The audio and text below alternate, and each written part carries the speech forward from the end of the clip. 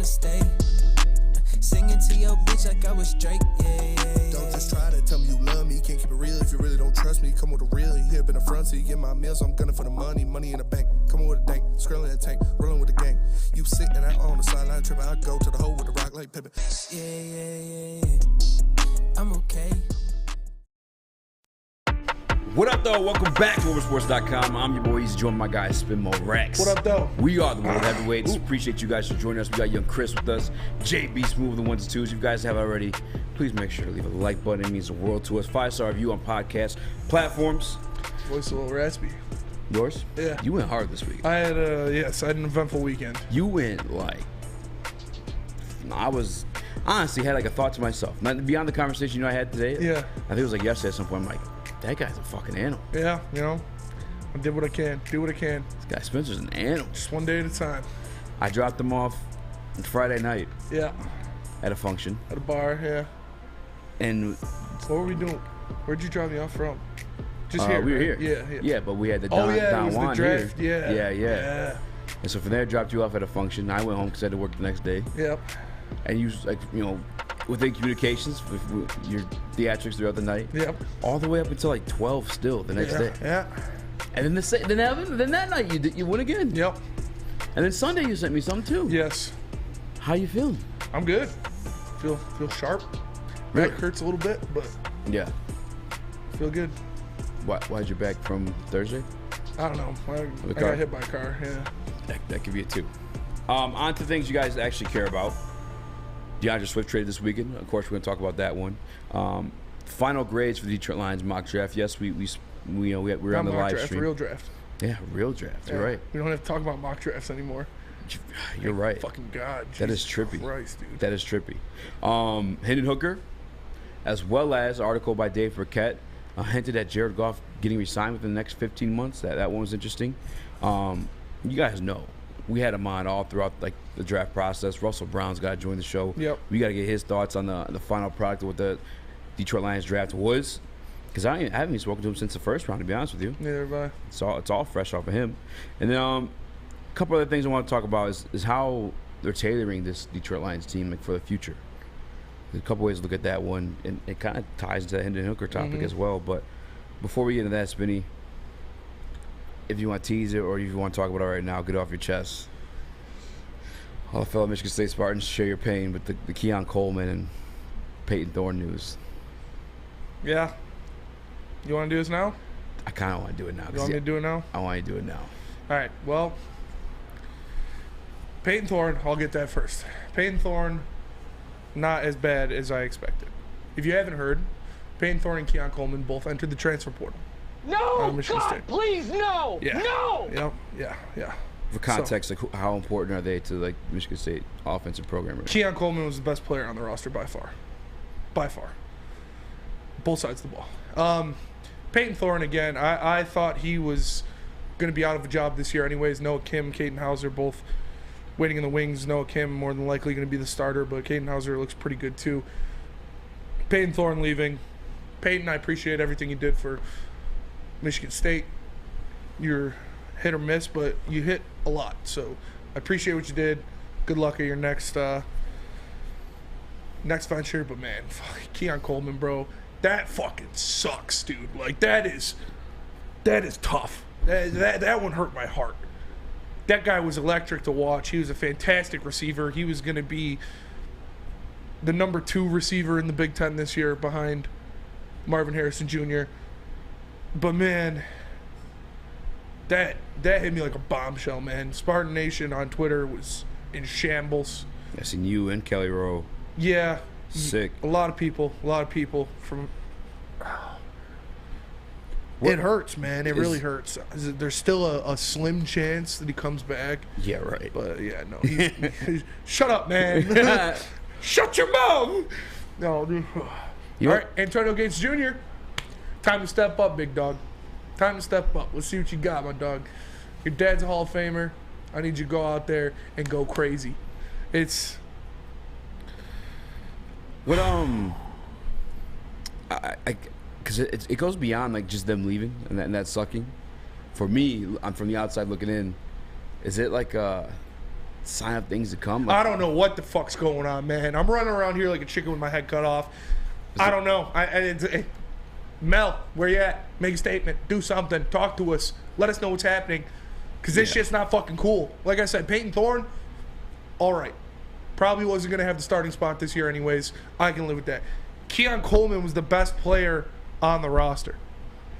Keon Coleman was the best talent on Michigan State on both sides of the ball. He's an NFL talent. And he's gone. And he ain't never coming back. It's gone, man. No, it really sucks. It really does. God, dude, because I'm looking at like the sign of things come, like the writing on the wall. Like they just see like things as not promising there at Michigan State. I don't know, man. Because it's been on a little bit of a I don't know. downhill trend. Justin Finn dropped the news on Twitter. He was the first one to be on it about Keon Coleman, and he also said that with Peyton Thorne leaving, that gives it a little bit of hope that Keon might be back. Oh, but it's so it was beef between them then. That's the one thing with like the collegiate sports versus like professional. Professional, I feel like you hear the reasonings at least like sooner than later. With college, you kind of just never really know. Everything's more hidden. Injuries are hidden, all that kind of stuff. But if that's the news coming out from who on Twitter you said it was? Justin Finn. Justin Finn. If he's saying that he may come back with the... He said he didn't say he may come back. He just says it gives a glimpse of hope. That's crazy. But he's not coming back, man. He's gone. So he just thought Peyton Thorne was just that ass that... Yeah. There's a reason Spartan fans were clamoring for Noah Kim all year last year. He looked good when he got in. Limited fashion. I don't remember what game it was, but I was like, yo, who's this kid? Thought that was sick. Yeah, it sucks, man. It sucks. That one hurt really bad. I woke up to it and I was devastated for a while. I was laying on the floor, like, no, you weren't. In my living room, on the cold hardwood. Pause. Just like looking at pause. Just like looking at Twitter, trying to find something that said it isn't true, but yeah, it was true. Well, I guess to brighten up the mood a little bit, kind of. Chris, and this may excite you. Steph Curry with history-breaking Game 7 performance. That was fucking crazy. Yeah. There's a lot of Game 7s this weekend. 50 in the fucking final game. Like we had the conversation last year after he won the title, like, or actually technically this year, I guess. No, last year. It's like, is he top 10 all time? Like this. For sure. This one game cements it? Well, it's just like a little extra behind the resume. You know what I'm saying? Like, before, it's always been like team with him, like in terms of like, getting the rings. Yeah. But like, this is like established, like, I'm fucking him. And now he has the MVP. He's the only unanimous MVP. But like 50 in Game 7, like, that's like some... Yeah, it's another true feather legendary in the shit. cap. Yeah, that's what it is. Hey, Brady in the Woodward Sports chat? Shut up. Brady in the back? Shut up. Shut up. I don't want to hear that shit. He said, what if he goes blue, baby? Wow. That'd be crazy. I'd burn something down. True Michigan State fashion. I'd burn something down. Yeah. The couch at Cedar He's Village, not going perhaps. to blue. He wants to go somewhere where they throw the ball more than 10 times a game. It's crazy. Michigan does get these like quarterback. I thought that actually we had the conversation. I think was Saturday between like you and Flannel Sam. What we started to have a little bit is like Alabama, so much success, so much freak athletes, but none of them quarterbacks really. Yeah. And then you have Michigan. I mean, they have weapons too at the wide receivers position. Yeah. They just don't play that they style of football. They had a great trio wide receivers a couple years ago with Nico Collins, Tariq Black, and Donovan Peoples-Jones. That was a great trio of wide receivers. Even now too, someone got drafted out there this weekend, right? Or no? Yeah, Ronnie Bell. There you go. What round did he end up going? I'm not sure. 4th or 5th? Either way, Michigan gets these quarterbacks. I don't know. I just don't understand why Alabama doesn't get quarterbacks, but like a college like Michigan gets these like 5-star quarterbacks. And they don't really. Yeah, I don't know. But football. All I know is when's basketball season start? That's what I want to know. MSU's gonna have a fucking wagon in basketball, so that's all I'm worried about. On to the basketball. I wanted to go up and tailgate a game this year so bad. I haven't been up there in a couple years. Just wanted to go have a good time, get blackout drunk, watch Keon Coleman moss some people. But, we'll see. We'll see what happens. See. Fucking sucks. Donovan Edwards is a dog, by the way. Donovan Edwards is a dog. Love Donovan Edwards. Warriors gonna stomp out the Lakers, right? Like the ones really giving the Lakers a chance. I don't know, man. know they're not going to stop him out? No. I don't know. Really? Yeah. I mean, the Lakers still have the second and third best player in the series. And probably a better supporting cast. Yeah. Supporting cast to give the... Well, who's missing from the championship team of the Warriors? They went and got Peyton back. Who else? Yeah, but just look at that Game 7. You know, I know that's one game, but I mean that's kind of an accurate representation of what it's been for them this season. It's been really a Curry show, and you're hoping for good Wiggins games. You're hoping for good Clay games. Looney's really been the only other absolute consistent player for the Warriors. Also Draymond Green, but that's on the defensive side of the ball. So, as far as offense goes, the scoring options. If LA is able to make it rough for Steph Curry, which they've shown good promise defensively with this new roster, then it gets dicey. I'm not sure where I'm leaning in that series. Also, I want to address Flannel Sam real quick. What? Flannel Sam, I hope you're watching this. You've been talking a lot of shit about Steph Curry. Just like, not like saying he's a bad player or anything, but defending other players over him. And one of your big points is how lucky he is. Because superstars on other teams get hurt for his championship runs, different things like that. Only one. But then you celebrated the Lakers beating the Grizzlies in that series. Big up LeBron. LeBron did it. Look at him. He's still there. You know, so John Morant, whatever's going on with his hand, probably a broken hand. Like Not that shooting hand, though. That right? shit looked nasty. Still. You know how much easier it is when you know you can't dribble with one hand? Brandon Clark. Probably fourth best player on the team. Gone. Steven Adams. Probably third best player on the team. Didn't play. Both of them hurt. You have two of your top 5 guys gone and your best player with one hand. But you don't mention that. But you mention Steph Curry and the injuries that happen to people that he's played. I just want you to keep it a buck. That's all I'm saying. Appreciate it, Flynn. He's not even here to defend himself. I'm just saying. Keep it 8 more 92. Keeping it like it was that last game. 92, It was impressive. The Lakers fucking waxed them, beat them by 40 points. Yeah. But Way the wax Lakers. that wasn't a complete Memphis Grizzlies team. When 2 of your top 5 guys don't play a single game in the series, and your superstar has one hand, you got to put that in your little encyclopedia of knowledge that I know you have. When you pull receipts on Steph, say something about that. Put that in your pipe and smoke it. All right, mate. Well, the people in the chat want us to talk Lions. I'm down to talk Detroit Lions. We got a we're final definitely going to talk Lions. Detroit Lions draft grade, draft class grade. It was hard for me not to say mock draft there. Like I said, Hendon Hooker, Russ Brown. Big show for you guys. But if you guys are feeling big, you want to slim down just a bit, just maybe tell them where to go. Planet Fitness. I was like, is Planet Fitness or Custom Home?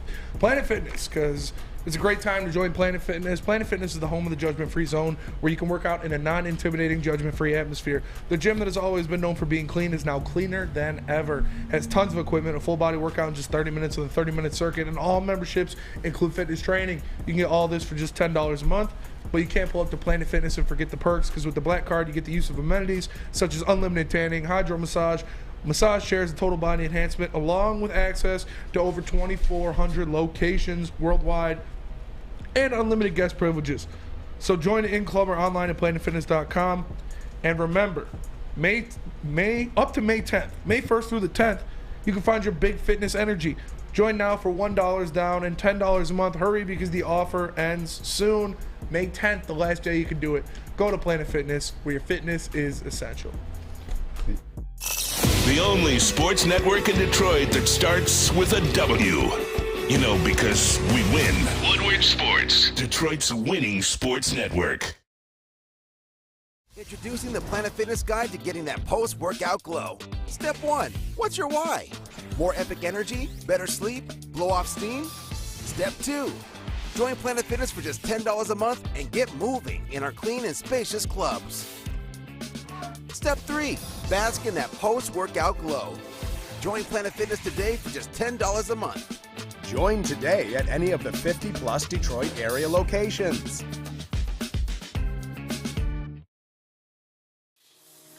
It's a great day to get some Centron in your life. Okay. There it is. Centron, here we go. Gotta grab the cranberry. Oh wait, It's 2 for $4. Got double up with the classic as well. Centron World, baby. Centron, available at select Krogers, and if you want to know how, go to @centronworld.com. You can get dope like me. You know what? Why wait?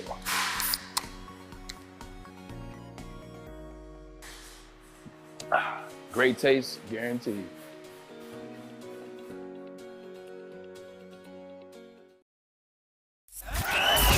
We are the network for Detroit by Detroiters. Welcome to the Woodward Sports Network. What up, though? Welcome back to WoodwardSports.com. I'm your boy Eazy, joined by my guy Spinmo Rex. What up, though? Young Chris, JB Smooth. You guys have already like button, much appreciated. 5-star review on podcast platforms. With that being said, Spinny, round 1 of the Detroit Lions draft. Yeah. Official draft. Had a lot of us scratching our A lot heads. of people scared. Round 2 of the Detroit Lions started off with a head scratcher. Yep. Got a little bit better. Did. And head scratching fashion, by the way. Why would Green Bay do that trade? I don't know. Well, if you know, like, your interdivision rival really wants somebody, they probably think highly of that person. Yes. You're early enough in the draft where it's like a second-round pick, where it's like, guy probably could have been first round, just missing a few qualities or character, whatever. And he's like, yeah, all right, sure. Here, for a 5th rounder, why not? And they need a safety. Brother. And they need a safety. To pull a Booner. Brother. Yeah. What the hell's I'm going on with Booner. that one? Thursday. Quarterback, questionable of the future. We'll talk about it a little bit We will later. Hayden talk Hooker. about- Yes. Broderick Martin. Big old dude to put in the middle. Big dude. 6'3", 300 or 6'4", 340 pounds, something like that. What is the name of the guy they got in the 5th round? The offensive lineman from Marion. Oh, I don't know. People were calling him my brother. Yes. I was going to say. Yeah. Listen to this guy. You should listen to his interview like he did. It was fucking hilarious. Was it? Yeah, he's just like. Real Dan Campbell guy? Yeah, definitely. Yeah, Dan Campbell-ish. Colby Sorsdale. Colby Sorsdale. Thank you. I read some shit on him. Yeah. Pretty fucking impressive. What up? He's a 5-year captain. Okay. 5-year starter. Yeah. He was a consensus All-American. His team, they were like 2nd in rushing yards in the country, and allowed the 3rd least sacks in the country. Wow. So like pretty damn good offensive line he's coming from, and he was a cornerstone of it. He's a tackle, if I'm not mistaken, 6'5", 305 pounds. But at the NFL level, they're looking to make him a guard. Yeah. Which is what people wanted. 33-inch arms, a little bit shorter, and I guess his hands aren't as big as your typical guard. But overall grade for the draft class, Minnie? I'll give it a B. Yeah? I'll give it a B. I'm going B+. Yeah? Going B+. That's not homerism. Homerism would have been the A-, which I thought about. That would have been homerism. Which I thought about. Ryan Ermanni put it perfectly on, I think he put it on Twitter or somewhere. Yeah. He said, like, this draft class is like a fine wine. It gets better every so long, and you come back to it and you look at it again. You're like, wow, yeah, this is getting better. Every day I'll go and I'll look over it again. Yeah. And I'll be like, damn, I like that. You see, but some of that can or may not be the homerism, right? You're allowing yourself to buy into the upside. Sometimes you don't see the upside right away, too. Like, it all happened to us on round 1. A lot of us were scratching our head. I wouldn't say that we were pissed off about Brad Holmes, but more confused. Some of our initial reactions, I would say, were pissed off.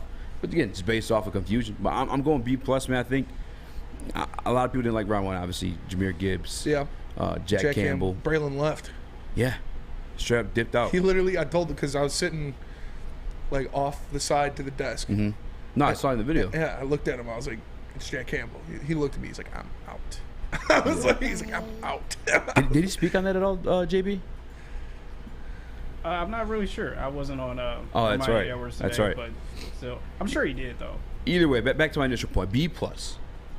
Possibly A. That may come with the right money and time and the Kool-Aid, dipping a little Kool-Aid within that fine wine. But if I were to tell you, like a month ago, Lions got Jameer Gibbs without any order. Jameer Gibbs, I would have liked it. Jack Campbell, Yeah. Sam Laporta, Brian Branch, Hendon Hooker, just those 4 names alone, you're thinking A. Yeah. Those are all names that have been associated with the first round. Yes. Hendon Hooker, 3rd round. No, the second round. Was it second round? Was it 2nd round? Yeah, they traded. 68, you're right. No, round 3. Round 3? Round 3, technically, yeah. Oh, yeah, they traded up to get Martin. They traded back into the third round to get Martin. Either way, those names, to have gathered those names, it's crazy how like it did come up together. Yeah. Because it was weird, forming itself. The one question mark I have, honest to God, well, obviously we want to see all of them produce and see what they finally are, but obviously you know how I feel about Jack Campbell. I've been kind of open about that one. Yeah. And then Sam Laporta. Sam Laporta. Yeah. You too? That is my question mark. I mean, we talked about, like, you look at him, you look at his plays. When he gets the ball in his hands, man, the guy makes things happen. He can move. He can extend plays. He can be a big play guy. So we'll see. I'm good with Gibbs. I liked Gibbs. Yeah. I didn't say him in the first round. Yeah. But I liked Gibbs. I said they could have snagged him in the second round months ago, but I don't know, man. But that's, I mean, it still like doesn't sit right to me. No, it doesn't, because I'm thinking about it too, and I thought about this over the weekend, because at one point I talked myself into it to be a little bit more excited about it, because there is upside with him. But then I watched some more film, and I sound like the thought process of just how excited I was for David Montgomery, and I'm wondering how often are we going to see this guy in the field? I get that he's looked at as a weapon and not just a running back, but I got to see him produce to that. Yeah. You know, all the stuff that he ran in Alabama, from what I could tell, were like shit you would normally put a running back in. You know, no situations you wouldn't be scared not to. Mm-hmm. Yeah, he can run between the tackles. He's a 200-pound guy. Like, he's not just an outside weapon, scat back. Like, he can run between the tackles as well. Which is, it's like I want to see him as that weapon then, because if you're investing a first-round pick into him, I got to be able to see him at least on the field at the same time as David Montgomery. There's no way we're just drafting him to be like an enhanced Theo Riddick. No. Because who's getting those first? Because you don't draft Montgomery's also getting a good chunk of Riddick change too in the first round. Exactly. Yeah. And that's what kind of it feels like schematically, I guess I should say. Unless he's just starting off rip and then you're just using David Montgomery for three. I mean, I don't know how that's going to work out. That's where that gets a little bit salty again for me. But the upside of him as a player, we've kind of spoke about on Friday, the patience, the burst. I mean, we mentioned it multiple times Friday. But if anybody missed it, like the patience and burst, it's actually those same things, just in a different mannerism. Like when he's in the open field, how he almost paralyzed defenders. Like he draws them to a spot where he knows he's gonna break off for like a bigger run. That shit's extremely impressive. Again, I just need to know how we're gonna function with both he and David Montgomery, because the investment part of it is weird. But the Patriots had him as soon as 14 too. But I also looked at it as this too, Spinny, is like drafting to compete, like now, a little bit, while also drafting for the future still. Because I don't expect Sam Laporta to contribute too much this year. We got something on Gibbs? We're looking up? No. Oh, okay. I don't expect Sam Laporta to contribute too much this year. I expect him to contribute big time. I don't think so. I mean, look at the history of just like rookie tight ends in general. It doesn't matter how high they are, how big of a prospect they were. Even the bigger names now, the rookie years never really shit. But they're going to use him a lot. Brian Branch, I think he's going to sit more like on a bench, learning from CJGJ. Maybe writing on the wall for CJGJ too is like, are they not? Maybe they don't want to make the long-term commitment to him because they play a similar style of football. And obviously Hendon Hooker too. I'm not expecting him to see him at least until next year, if not later on this year, due to injury. So that stuff is like future. But the picks like Gibbs, the picks like Campbell, those are guys that come in and play right away. Hey, if I gotta be honest with you guys a little bit too, running back and receiver, I always say can hit the ground running in this league. Antone Green. Dude looks nice. That's a big play guy. That dude looks legit. That is a big play guy. He was 6'2", 200 pounds. I believe so. A big play receiver. He gets separation at the line. He averaged almost 20 yards per catch his past 2 seasons in North Carolina. Insane. It's impressive, man. He is an end zone finder too. 7 touchdowns last year, 5 touchdowns the year before that. He goes out there, he gets it, and he is a deep shot down the field, big-bodied receiver. So I was really happy with that. That's a good pick. That's a good pick late. Yeah, I saw a lot of people on my timeline, at least on Twitter, were kind of like, making the comparisons between he and Marvin, which I could, perfect guy to mentor him. Oh, for sure. But he felt like a big deep shot guy, Yeah, and it's a 7th-round pick. Again, I think he can make an impact this year, especially with the Jameson Williams situation, especially with the DJ Chark situation. Like, that's a guy you may see him start making plays as early as this year, as early as week 1. So I can't be mad when we really took guys because they manipulated the draft and did what they wanted. They still got guys that I'm proud of, and damn sure guys they're excited about. Brad Holmes fucking pounding the table. Yeah, pounding the table, elbowing Dan Campbell in the stomach. Like, you see the way they react to these guys. You see the way, I know you don't want to take too much slack, but the national media, like with Gibbs alone, Maurice Jones-Drew, like I think he knows a little bit about running backs, about what running backs will be in the NFL. He was pretty fucking good. He loves Jahmyr Gibbs. That was, I think, ranked as his top pick, like his top fit for a running back. He was ahead of Bijan. Was Jahmyr Gibbs to the Lions. Kurt Herbstreit. Dude watches more college football than anybody on the planet. Loves Jahmyr Gibbs. Compared him to Christian McCaffrey, Alvin Kamara. They got their guy. You could tell the way how excited Brad was to get him, and the want for him was there in the draft. We've heard, the Jets wanted him. We heard the Patriots wanted him at 14 and 15. Yeah. So you went out there, you got your guy. We'll see, but he is a threat. He is a playmaker. He is a weapon that you can move around and have do different things. I heard people comparing him to Debo and different things like that. I don't know about Debo, but yeah, like Christian McCaffrey. Faster than Debo. Yeah. Christian McCaffrey I could see. Obviously that is, if he hits everything that he's supposed to be, Christian McCaffrey, Alvin Kamara type player.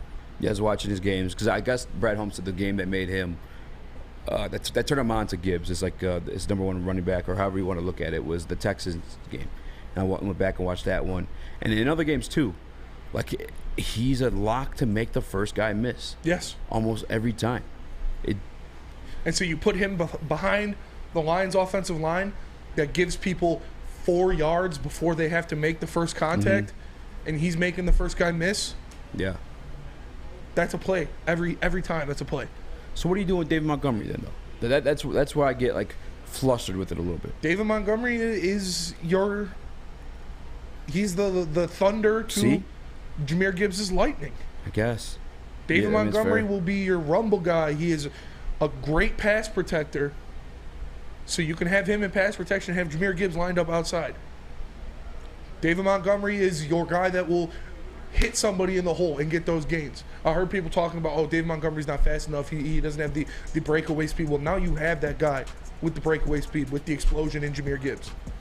So it's a great ebony and ivory, like that kind of backfield to where it's two different players, two different things you have to account for, two different things the defense has to be worried about, two different skill sets to put out there on the field. The way I like it, man. I think it's going to work very well. Like I don't know, what did we see in New Orleans where Dan Campbell was in New Orleans, right? Mark Ingram, Alvin Kamara. Yeah. That worked out pretty fucking well. Both of those guys had fantastic seasons. I could see a very similar thing, like a Mark Ingram, Alvin Kamara, when you look at Jahmyr Gibbs and David Montgomery. I just like when you're making that type of investment, though, the guy almost needs to be a 3-down back. Make a top 15 pick. And he'll get there. He'll get there. You expect him to do that year one? No, I'm not. I mean, rookie running backs could do that year one for sure. Yeah. We've seen them do it. But I'm just saying, you just signed David Montgomery to top 15 contract. Not a backbreaker. You know what I'm saying? But what was the commitment made to him for? And I think he's just as capable of carrying an offense. But I guess what it comes down to is if they're going to use, and which I think Ben Johnson can do, is utilize him multiple ways, and or times where he could be in the slot and still have David Montgomery, and maybe emotional back into the backfield, and he's running the football. And returning punts. Just some wild shit. Punts. Yeah. Get him back there on punt return. Cleve Raymond, phenomenal punt returner though. Yeah, but Cleve Raymond doesn't have a 4.3. I think he was all pro, if I'm mistaken. Cleve Raymond doesn't have a 4.3. That is very true. I love Cleve. I love Khalif.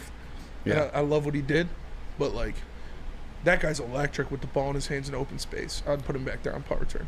They also drafted Hendon Hooker, which some say is the future quarterback.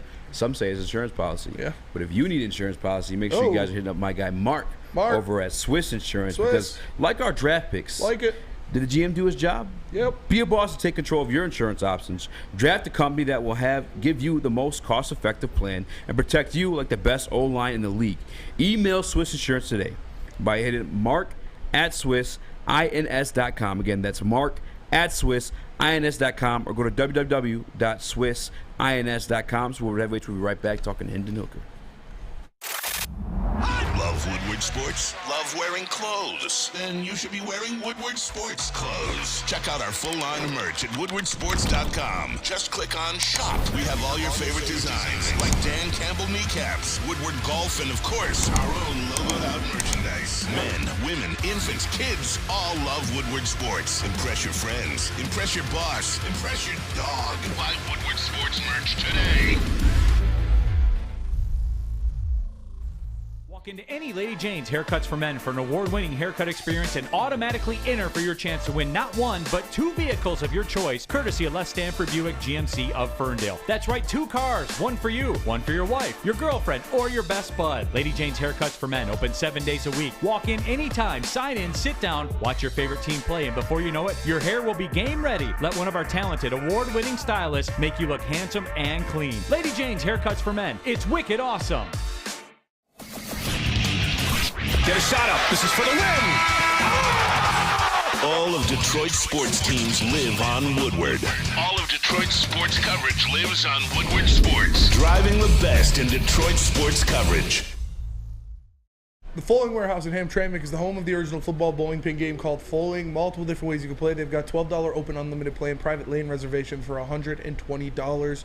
If you get thirsty, they got a $2 mystery beer vending machine, and they also have multiple fully loaded bars to choose from. So make sure you go check them out in Hamtramck or visit them online at foalingwarehouse.com. What up, though? Welcome back to WoodwardSports.com. I'm your boy Eazy, joined by my guy Spinmo Rex. What up, though? We got the Woodward Heavyweights. We got Young Chris in the TD booth, JB Smooth, the ones and twos. And as promised, we ask you guys to hit the like button for every segment. And give us a 5-star review. All right, shout out. All podcast platforms. Shout out. And make sure you check out our draft party. Oh, wait. That's already over. We don't have to. I'm so happy we don't have to do fucking mock drafts anymore, bro. I didn't mind them. I don't mind them for like 2 months, but then, you get to month 4. It's fair.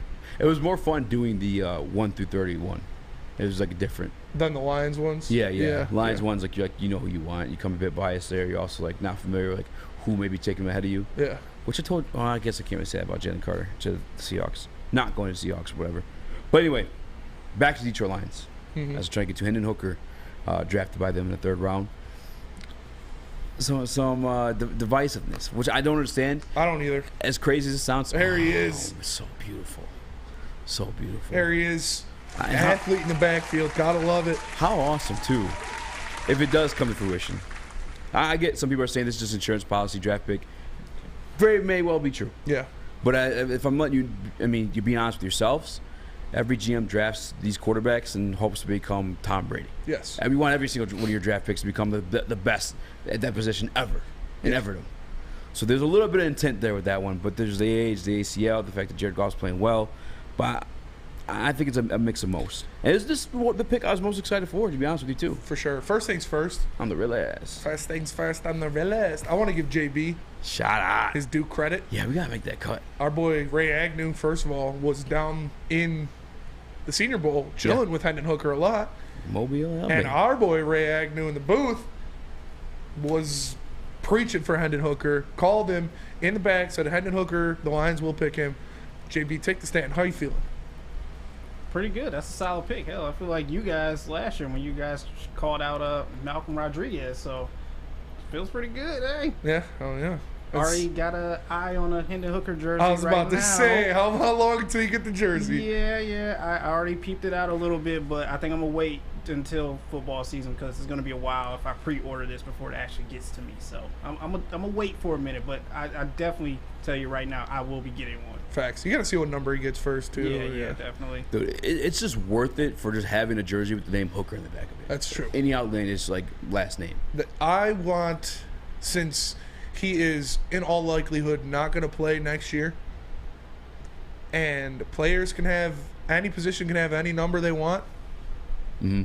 Oh, wait. 69. Hooker 69. Is Decker 69 or 68? He's 68. He's 68. All right. I want one of the vets to be like, get 69, and then when you're ready to switch jerseys, I'll shell out the bread so you can buy out the other ones. Because if you switch jersey number, you have to pay for all the ones they have in stock. That would be awesome. Hooker 69. That's a match made in heaven. How do you see the pick though? I like it. I like it. What are you on the insurance side of it? Or are you on the future starter side of it? I don't know, man. I don't know. It's tough. We've heard some rumblings about Jared Goff that we will get into later. But like you said, man, you don't draft a quarterback and be like, this guy's going to be my backup. You don't draft a quarterback to expect them to be a backup unless it's in the 7th round and you're just throwing a dart at a board. Yeah. You draft a quarterback because you expect them to play meaningful games at some point for your franchise. And we'll see what's going on. It's obviously not going to be next year. Yeah. Unless, God forbid, Jared Goff goes down, which, please, no. We need to make a run. Jared Goff is going to be healthy. But I like it, and I think they are expecting him to contribute to this team eventually. Yeah. I forget who I was listening to on ESPN. I think it was actually, maybe it was Dan Orlovsky, possibly. I could be mixing up with Chris Sims, but they said, like, who cares about the age if you're getting a good player?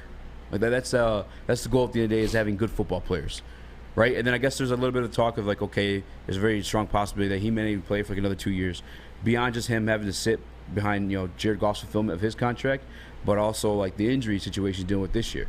But I don't have beef with it either way, because like I hinted to before, like you want good football players. This was a guy I know 10-20 men for sure had him at the very least in his power rankings QB2. But it was like one of those things you're almost too scared to say. But a lot of people felt that way. If he didn't have the ACL injury spinning, he's very quite possibly a not number one overall pick. He's a top 5 first pick. round pick. Yes. Yeah. And I mean, I'm not gonna go as far as top 5, but for sure a first round pick. And we kind of headed to it, even though we're a little bit sauced up on Saturday or Friday night. Accuracy. Only 5 interceptions in the past 2 years. Past 2 years, only 5 interceptions. That's phenomenal. The deep ball, phenomenal. The big game question marks. We brought that up too. When he beat Alabama, that was a question mark with C.J. Stroud. Yeah. Now Hendon Hooker, he beat the school to beat in Alabama, and it was back and forth fashion too. It was no like just happened to be blowing out, but you're coasting. No, like they had to fight fist for fist. He outdueled Bryce Young. Yeah. You take the big game question mark out of there. Another thing too. I get if Jared Goff plays well, this is his team right now. I don't, and this is what I wanted the Jared Goffers, the Gawkers, to relax a little bit, because like that was gonna be the case scenario. The point, you still have Jared Goff for 2 years. That's the beauty of it. So shut your fucking mouths. But again, if next year starts up and they're in camp and he's picking up the offense, who's a better athlete? Hendon Hooker. Who's got a deeper arm? Hendon Hooker. Arguably accuracy you guys see at the NFL level, but that, I'm just saying. In 2022, right? Yeah. He was the Heisman favorite until he went down with an injury. All day. Almost a lock for the Heisman until he went down with an injury. Yeah. 11 games, 69.6% completion percentage, 3,135 yards, 27 touchdowns, 2 interceptions. In 2021, 13 games, 68% completion percentage, 2,945 yards, 31 touchdowns, 3 interceptions. 31. The guy makes the throws. The guy does not put the ball in jeopardy, does not turn the ball over. This is a great pick for the Lions. And, like, yeah, we said, yes, relax, Gawkers. This is Jared Goff's team right now. Right now. And even if you're in the world where, like, he just becomes, I saw a couple comps of him to Teddy Bridgewater. Okay. I guarantee you whatever deal Teddy Bridgewater ends up signing this year, or even if you look across the league at backup quarterbacks, it's probably going to be for more money than what Hendon Hooker's being paid right now. Yeah, 1,000%. And then you still have the upside of him becoming your starter. You also, you're hedging your bet a little bit too, so you start to have these conversations with Jared Goff. Reportedly, maybe even happening within the next 15 months. You have a Hendon Hooker in the building, not obviously ready to go. He's come back from the ACL injury. We want to learn the system, stuff like that too, but you're hedging your bet with Jared Goff a little bit. Like, look, man, like, we want you here. Yeah. We feel like we could do something with you here. We proved that a little bit last year. But we need you to work with us. We need you. We can't be giving you these Daniel Jones deals. Yes, now you have the option. You have the escape plan. You have leverage to where Jared Goff can't bend you over a barrel and say, what are you going to do? You're going to give me $50 million or I'm going to walk. Now if he says, give me $50 million, you say, all right, have fun. We got a guy. Yeah. So I like it, dude. The pressure's on Jared Goff now, and I think he's going to have another fantastic season. Yeah. Similar numbers. I think he'll have a couple more interceptions because it's kind of ridiculous to expect 7 interceptions again, but I think he's going to have a great season, and the pressure will be on him, and we'll see what the Lions do. If I'm being honest with you, I think that's another beautiful piece of it, too. I don't know what the pressure is on. I mean, this is a third-round pick, 25-year-old guy. Like, it's quite possibly he is being looked at as a backup. You know what I'm saying? Like that's the other part. I don't think you draft a backup in the 3rd round. You can get a backup in the 5th, 6th, 7th round. You don't draft a backup. But you get him as, I mean, Drew Stanton round. was a 2nd-round pick, Michigan State alum. Yeah, and Drew Stanton was supposed to be a guy. I don't know. He was supposed to be a guy. He was a 2nd-round pick. Guys go 1st round. Like it's okay to if you get your backup. Kirk Cousins was supposed to be a backup. They drafted RG3 that very same year. Yeah. You know what I'm saying? It's okay to draft your backups that early. It's the quarterback. It's the most important position. You're also dealing with it on a rookie deal, rookie contract, a lot cheaper than other ones. But I don't think the pressure's on, man. That's what I love about it. Jared Goff with the pressure on, under duress and stress, we saw in 2021. The shit was ugly. You know when Kirk Cousins was drafted? No. 7th round. Kirk Cousins was 7th round? Yeah. Oh, no, I'm sorry. 7th choice. 7th choice. In the 4th round. In the 4th round? 102 overall. Oh, damn. I thought he was 2nd. No. But still. Yeah. You're not far off. That's only a round off for when Hendon Hooker was taken. You know what I'm saying? But it's okay to draft your quarterbacks around that early. And Jared Goff doesn't have the pressure of, like, this guy's starting, or, you know, the fans putting heat on him because one obviously performed pretty well. No, but he's got some pressure under him. Like, hey, yo. Pause. He's got some pressure under him that it's, I need to produce. I need to do, because we got a guy now. He doesn't just have Nate Sudfeld sitting behind him. Mm-hmm. He doesn't have Tim Boyle and David Blau sitting behind him. Now he has a legitimate option. And for the people, too, that'll bring out the best in him, hopefully. When we get back, we have Russell Brown joining us. JB, do we have him on the line, or do we have to call him? We probably have to call him. Okay, cool. Let me see. I can talk about that. Actually, we'll probably continue to talk about that with Russ, because I completely blanked on what I was going to talk about or say. It was a fucking great point, too. Oh, it's going to drive me crazy. All right, before we go to break, Spinny, can you tell us about Lady Jane's? I will, because you can walk into Lady Jane's for an award-winning haircut experience and automatically enter for your choice to win not 1, but 2 vehicles, courtesy of Les Stanford Buick GMC of Ferndale. That's right, 2 cars, 1 for you and 1 for your wife, girlfriend, or best bud. Lady Jane's open 7 days a week. Walk in anytime. It's wicked awesome. Saturdays at 1 p.m. Make sure you're watching WoodwardSports.com for our new show, Chompin' Puck. He shoots! He scores! With 4-time Stanley Cup champion Darren McCarty and Michael Gentry, Chompin' Puck is taking the Detroit hockey community and giving them a voice. Pros to Joes. You'll get the best Detroit hockey coverage around. Chompin' Puck. Saturdays 1 p.m. on WoodwardSports.com. By now you know me, Christina Gennari, as the obvious choice in real estate. And you know my website, soldchristina.com, as your #1 resource for buying or selling your home. Myself, along with my amazing staff, pride ourselves on making your home buying and selling experience a relaxing and easy one. Come see why we are the obvious choice. Christina Gennari at soldchristina.com, the obvious choice in real estate. We don't like to brag that we are the toughest sports network in Detroit, but we do have a guy named Darren McCarty on our side.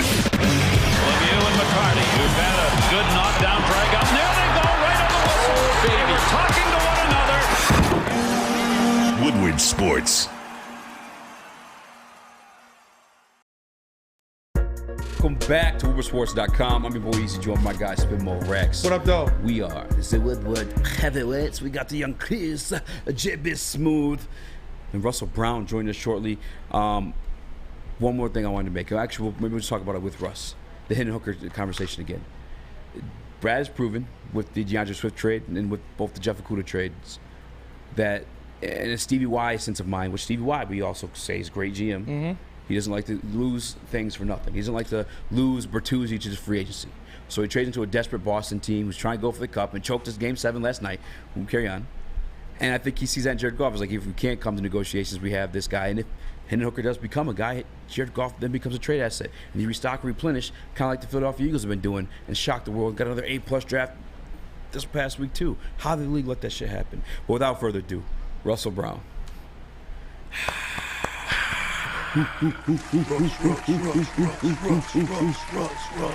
What up, though, Russ? What's up, fellas? How are we?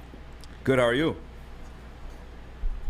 Phenomenal. The draft's in the books. I have a little bit of my personal life back, so it's good.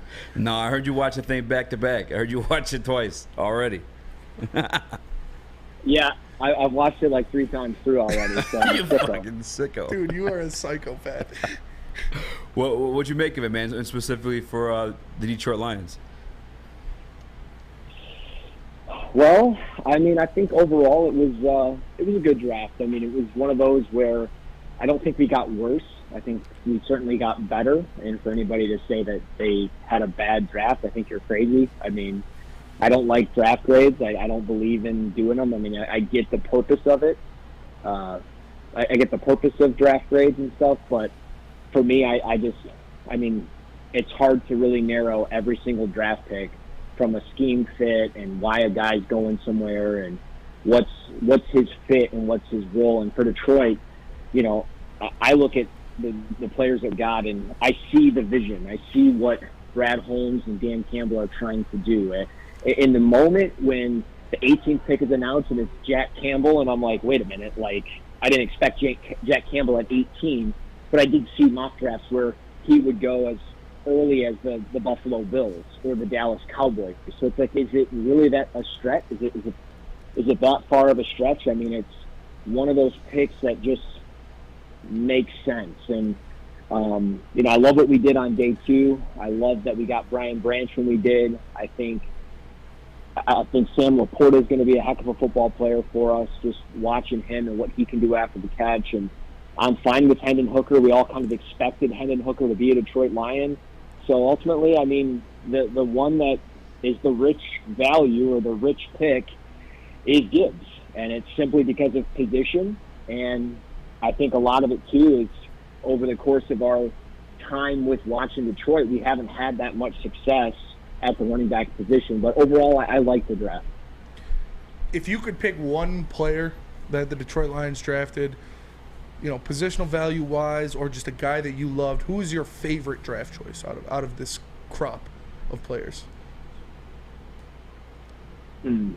Well, I mean, it's tough for me to narrow it to one because I mean, I'm going to just say Brian Branch, just simply because the fact that we got him so late there in the part of the draft that we did. And I mean, I look at him and just the versatility that he's going to provide this team is really something special, I think. And I think when you have Chauncey Gardner-Johnson in on a 1-year deal, you bring in a player like Brian Branch who can learn from him. He can play in that nickel role.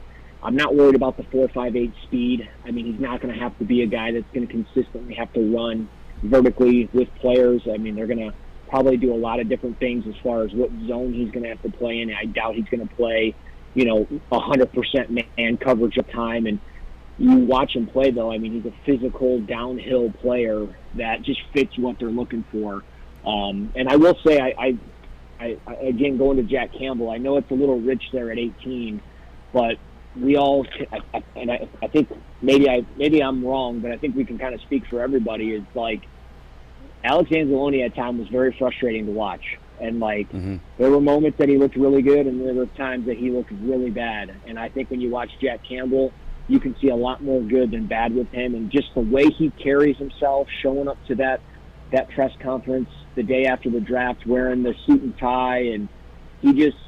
There's something about him that has this aura that just, it makes me feel like he's going to be a really good player for us that's going to be here for a long time. Yeah, I'm thinking about it now, just listening to what you said, too. Like, Alex Anzalone this year had his best year, a career year, by far, within this Detroit Lions defense. And I'd have to say that Jack Campbell's a bit of an upgrade from that. Yes. So if Alex Anzalone could not only just like survive in this defense, but also thrive in his defense, if you upgrade that position, then I can only assume, and I'm just now putting pieces together, that Jack Campbell's going to look kind of phenomenal, possibly. Am I tripping?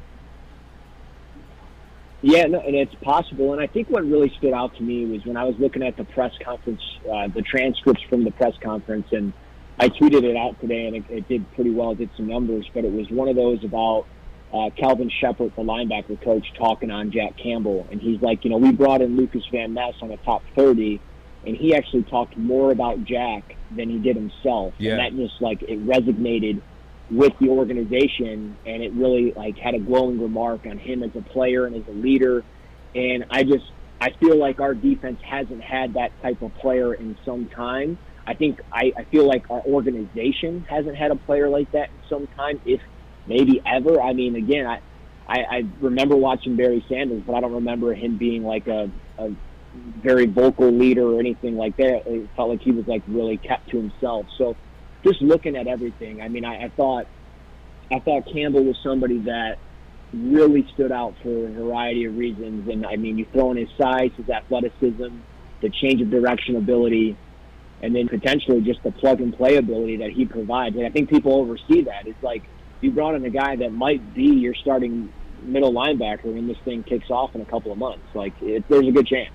Yeah, for sure. I literally just like put that together. Yeah, and I know, Russ, that you don't like doing player comps with somebody in the league, but they're getting thrown around a lot about Jahmyr Gibbs. We're hearing Christian McCaffrey, Alvin Kamara, Deebo Samuel, different things like that. I just compared, the Montgomery and Gibbs backfield to what Dan Campbell had when he was the assistant head coach in New Orleans with Mark Ingram and Alvin Kamara. Who do you see Jahmyr Gibbs, I don't want to say comp because I know you don't like it, but play style, how will they use him? What will his strengths be? Yeah, I mean, I think as a pass catcher, I think he's very similar to Kamara. I think there's times when you watch him running like those angle routes or even those wheel routes, he looks like Kamara. The way he runs, though, the vicious running style, the aggressive running style that he has with his footwork, it's very similar to Isaiah Pacheco when he was coming out of Rutgers, and we saw what he did with Kansas City. Sure, he was a 7th-round pick. I think Gibbs is a little bit more talented than Pacheco. I think he's going to be a lot more versatile than Pacheco, but that aggressive style of play are very similar, and I think that's the type of player he can be. I think he's going to, again, I think he'd be a little bit better, and he's got a really good complement to him in David Montgomery, and I don't know. Like, I struggle with the pick because, again, we took him 12th overall, but it doesn't sound like he was going to be there at 18 because it did sound like the New York Jets had a lot of interest. I had heard some stuff that maybe even the Tampa Bay Bucks were considering moving up to maybe 14 and trading with the Patriots. So, like, it seemed like he was a top 15 player for a lot of people, and I think a lot of it's just because of, one, that running style, 2, the pass-catching ability, and just the versatility that makes him so different and such a weapon that you can align him in the slot as a receiver. You can do so much with Gibbs, and I feel like what he provides is completely different than DeAndre Swift, even though he's going to get labeled as the next DeAndre Swift.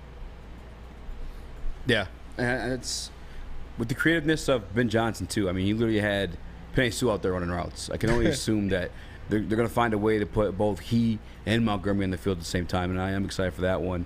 I can't believe how excited I got myself over the Jack Campbell stuff. I'm looking at the RAS scores too, from Anzalone to Campbell, and it's just like, for as big as Campbell is, I mean, a lot more nimble than Anzalone is too. I'm pumped up about that. But the thing I teased before you even made your way on was the Hendon Hooker conversation it's kind of having across the Detroit Lions fan bases here, and might be up against it at a break, but initial reaction to the pick, is it like a long-term backup guy that's possibly taking, getting handed the keys to the franchise if a deal can't get done with Jared Goff, or how did you perceive that pick? For Hendon Hooker? Yeah. Yeah, so like for me, I look at it and I say, look, I knew at the Senior Bowl they were in on him. They did a lot of research with him. I saw that coaching staff and members of the team and the organization talking to him on more than one occasion. I had spoken to people there that had really said, really keep an eye on that. There's a lot of dots connecting.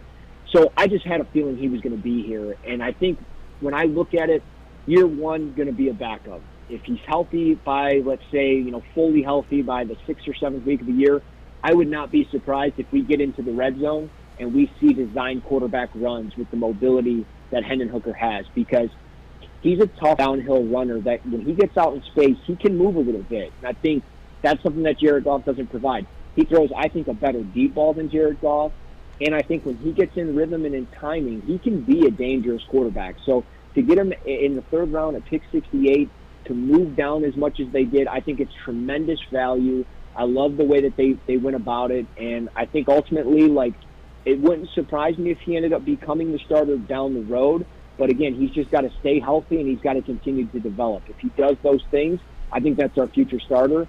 If not, I mean, I don't think they would be opposed to paying Jared Goff, the set price of, what probably an average quarterback, an average starting quarterback makes in the NFL. They're not going to reset the market with Goff because they have Hendon Hooker, but I think it's just different now than it has been in years past because now they actually have options in that quarterback room, whereas before they didn't, and Jared Goff kind of had him by the balls.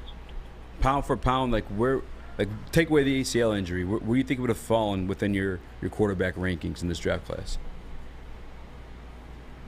He would have been QB3. He would have been probably, neck and neck with C.J. Stroud. And honestly, if he wouldn't have gotten hurt, it wouldn't have surprised me if he ended up being the 4th pick to a team like the Colts. I really think he would have been.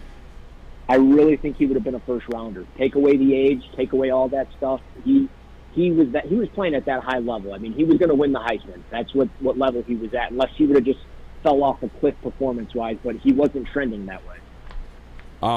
Russ, we got to go to break. Do you want me to let you go, or you want to come back and hang with the boys? Yeah, I mean, we can keep going. I don't care. Are you sure? I know it's dinner time. Yeah, you're good. All right, perfect. Man. I want to ask him about some of those later picks, some guys that we know he did tape on, but some of us may have not. Yeah, sicko. But first, let me tell you guys about Custom Health Centers. Because are you feeling tired, depressed, or unmotivated? Low sex drive, muscle loss, or belly fat? Testosterone optimization therapy is a safe and effective way to restore your vitality, confidence, and performance, and it reduces heart disease. Visit CustomHealthCenters.com today. That's CustomHealthCenters.com. Love Woodward Sports? Love wearing clothes? Then you should be wearing Woodward Sports clothes. Check out our full-line merch at WoodwardSports.com. Just click on Shop. We have all your favorite designs, like Dan Campbell kneecaps, Woodward Golf, and of course, our own logoed-out merchandise. Men, women, infants, kids all love Woodward Sports. Impress your friends. Impress your boss. Impress your dog. Buy Woodward Sports merch today.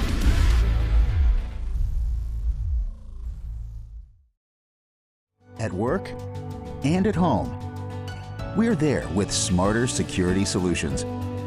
Featuring complete automation with customized alerts and more. For over 90 years, we've been the company that's been counted on to protect what matters most, all with personalized service and care.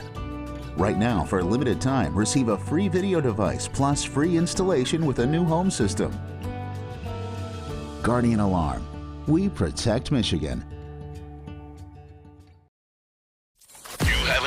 Make sure it's seen and heard. Corner, jumper, tweet us, hop on the YouTube chat, slide in the DMS at Woodward Sports on all social media. What up, though, everybody, and welcome back to the Woodward Heavyweights live on WoodwardSports.com. Make sure you like and share the stream. Make sure you leave us a 5-star review on any podcast platform if you're not viewing on YouTube or on WoodwardSports.com. You know who we are. He's Eazy, I'm Spencer. We got Chris and we got JB.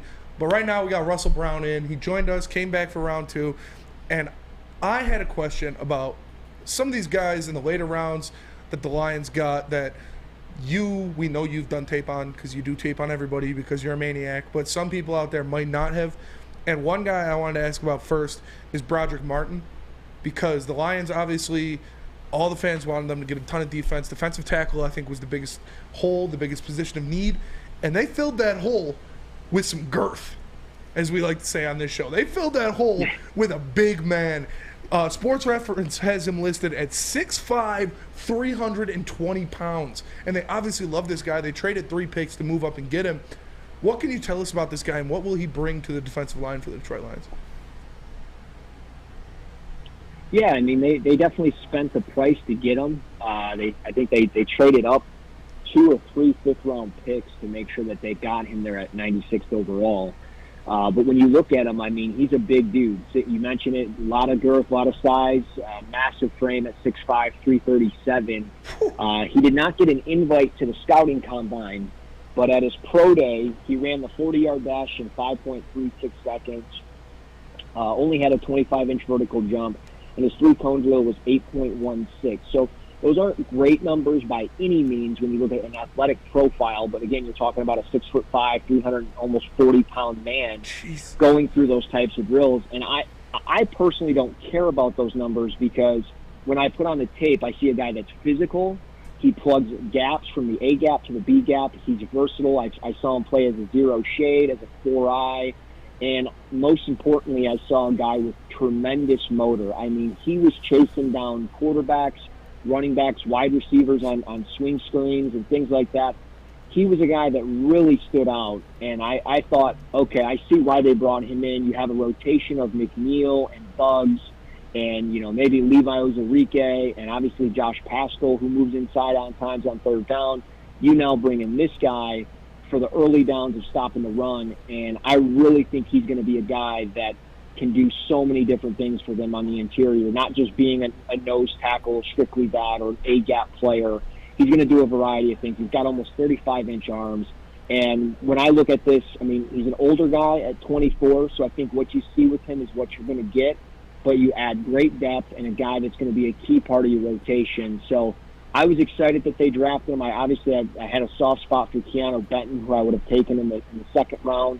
But obviously they got Laporta, Branch, and Hooker there on that second day. And to top it off with Martin, I think it was a great backup plan to maybe somebody like Keanu Benton or some of the other interior defensive linemen, because we kind of saw one of them with Gervon Dexter and Zach Pickens going to a team like Chicago, and they go out and get a guy like Martin. So I think it's great depth. It's a huge asset when you have a guy with this type of size. He's going to have to watch that weight when he gets to the NFL, but he's going to, and here's why I like it so much. He is going to free up so much space for guys like Jack Campbell to attack downhill, which he did so well at Iowa. When you watch that Ohio State game, there were times that he would just, scrape over the top into the C gap or blitz to the A gap. Broderick Martin is going to take up that space and take on double teams. And he's not perfect against those double teams. He's not going to split them all the time. His pad level raises. He gets taken off his landmark very easily. But you're going to allow your linebackers to roam free, and those guys are going to feed. So I think that's why they brought this kid in. Nice. And you mentioned, I wanted Gervon Dexter bad. And when I saw him go to the Bears, I was pretty hurt. I would say this about Broderick. I mean, obviously a massive human, and I think they're bringing him in for more so the run game. But, watching a little bit of, not even tape, highlights. Some of it actually is forceful tape because, there's no highlights of this guy. Yeah. He's up high a little bit. I get he's 6'5", maybe that's why, but I don't like that out of my DTs. But my biggest bone to pick in this draft, not even that much because I could see it panning out possibly down the line, but the Sam Laporta pick. Can you? I know you don't like to do the pro comps, but just so we can visualize this as Lions fans, articulate who he is as a player and why that pick was of value. How does Sam Laporta's game translate to the pro level? And why should Lions fans be excited about him? Yeah, he's a fun player. And he's a guy that, he kind of got lost in the sauce for me personally, just because I watched him so early in the process, because Iowa was one of the teams that, had their tape out relatively quick. And he was a guy that just, again, I see why he went as early as he did, though. He's got 4.59 speed. That 3-cone drill was at 6.91 seconds, which is crazy elusive and crazy fluid for a player at 6'5", almost, 6'4", 250 pounds. But he can produce after the catch, and that's what really stood out to me. The way he lowers his center of gravity on a consistent basis, the way he shakes defenders on a consistent basis. And I thought that, with how he sinks his hips and drops his weight, he can just, again, change that direction and create after the catch. Last year he had 317 after the catch, and I thought he was somebody that can easily transition to the next level because he instantly becomes a weapon in this offense because he is by far the most talented pass catcher at the position at tight end that we have. So I think he's going to be a guy that comes in. He's going to move around a lot. He can play in line, in the slot. You could even line him up as an X if you want to. There were times that Iowa did that against the Illinois game. Against Illinois, they did that. He would run slant patterns and things like that, and he would do a really good job fighting through contact with the catch point and physical defenders like Sidney Brown. So there was a lot of players from that Illinois game that we thought maybe would land in Detroit, and Sam Laporta had a field day against those guys. So I think the big concern with him was he had 11 career drops. I mean, obviously that's concerning, but that's more so concentration stuff, and I think that's more so him worried about making those moves after the catch. If he slows that down just a tick, he'll be okay. And I look at him. I obviously would have wanted Michael Mayer because of just I thought he was the best tight end in the draft. But I get why they got Sam Laporta, and just some of the things that I've heard is, Michael Mayer might not have passed some medicals for some teams, and that was some of the concern is that there's a lot of he's been beat up, the wear and tear is legit on him, where Laporta really the last 2 years is the most he's been used in the college game. So I think he's a fun player, and the fact that they got that pick to get him, it makes it all that better, all the more better. So I like him.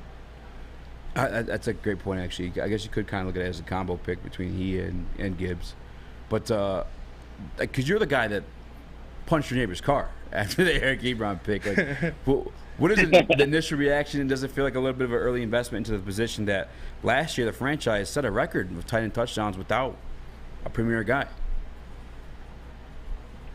Yeah, no, I mean, I think it was something that we all kind of like, and like that's the thing. Like their first 3 picks were all picks that Lions fans told me, specifically on Twitter, on comments in my articles, they would tell me that the Lions didn't value those positions. They don't value them high in the draft. They'll take cheap free agents and they'll make it work. They'll take guys in the 5th and 6th round and make it work. They drafted a running back at 12, a linebacker at 18, and a tight end at 34. The 3 positions that nobody said they would take high. So to me, it just goes to show, like, we can speculate all we want. We can all mock draft cornerback, defensive end, and defensive tackles as many times as we want at 12 and 18. But it's very clear the Lions don't care about what we think or what anybody else thinks. They have their board and their value and their scale of doing business. And I'm fine with it. And I respect that because that's what good organizations do. And for me, I was okay with it because it was a sneaky need. Like, sure, we had production last year, but a lot of that was to the credit of Ben Johnson. Like Brock Wright on that play-action touchdown on that 4th down. I can't remember who was it against. Was it against Minnesota, I think? Yeah. And and he has that huge play. Well, he has that huge play because it was schemed open. You don't need to scheme Sam Laporta open. He's going to open. He has the talent to get open. He can create that separation off the route that he runs in the short and intermediate areas of the field. So I like that about him, and I'm okay with the pick. And, again, it was a need, and now you don't have to worry about force-feeding tight ends that just aren't as talented. You can now give the football to a player that should easily be a 50 to 60 reception player for you right out of the gate. Yeah. And going to another pass catcher that the Lions got somewhat late in the draft, Antoine Green. Nice. This is a guy, 6'2", 205 pounds. Last year in 9 games, he had almost 800 receiving yards and 7 touchdowns on 18 and a half receiving yards per catch. So this is a big play dude. This is a guy who goes out there and gets it done. How quick could you see him making an impact on this Lions roster, and what will he bring to this offense? Well, he'll certainly be a player that impacts on special teams, I believe, at 6'2", 199. I mean, that's some really good size there. He's got sub 4.5 speed. The 3-cone drill of under 7 seconds is impressive. And I bring up that 3 cones so much because it's an important measurement.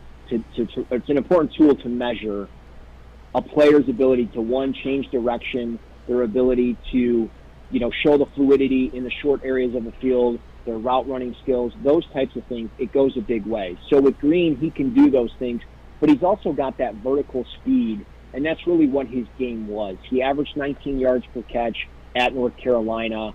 He's a guy that has, athletic background of being a track and field type star. And I just think what he can provide vertically and laterally within his routes, we might see, I think, a little bit more production out of him in the NFL than we did in college. And I think a lot of that is just because, for much of his college career, he had Sam Howell. Obviously, last year he had Drake May. But I think he's going to get a little bit more consistency. There's, I think, some pretty solid pieces around him. And, again, as you look at for a number 3, a number 4 receiver, he's going to fit that mold, I think, for us down the road. And maybe I'm just being way too optimistic as a 7th-round pick, but I trust the way that Brad Holmes has been drafting for these late-round finds. Dude, I watched him, and I was kind of confused as to why he was a 7th-round pick. Yeah. I saw, a lot of – and I didn't even know the stats. I was just watching, the highlights and shit like that. I was, seen him make some big boy plays. Yeah.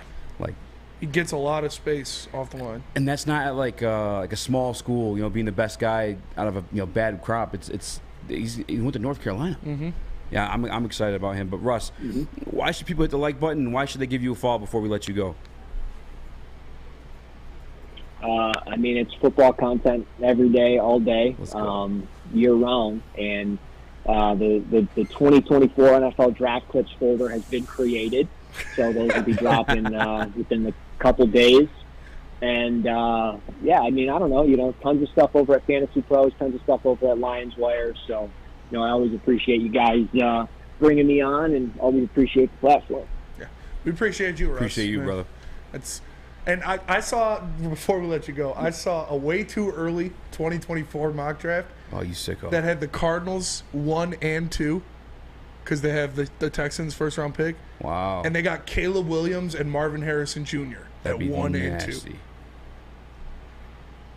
Yeah, that would be nasty. I don't think that will happen, to be completely honest, but I guess anything is possible. I think Arizona will be right around, maybe it's possible, but I think Houston will be better than what they were last year. So, I don't know, maybe they move up for it or something. We'll see. I agree. I think Houston's going to be pretty good this year. But Commanders. Appreciate you, Russ. You're the man. Go take a break. Go take a nap. You've been up for months doing this shit, and it's finally over. No, we're just getting started. Next year's in Detroit, so we got to be on our A game. That's a good point. A good point. You're the man, Russ. We appreciate you. Russ.